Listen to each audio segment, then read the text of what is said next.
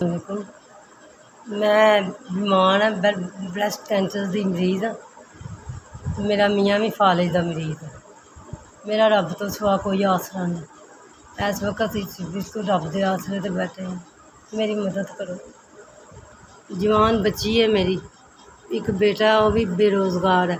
मियाँ फालिज का मरीज़ है, किराए ते मेरा घर है। मैं छाती का कैंसर है, मैं बहुत परेशान हूँ, बहुत मुश्किल से इस वक्त। मेरी मदद करो।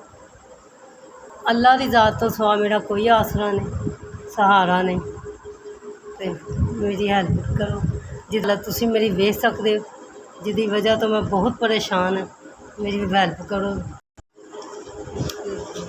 3 4 5। अस्सलाम वालेकुम। अल्लाह पाक तुहानू ज़िंदगी देवे, तंदुरुस्ती देवे, सलामत रवो।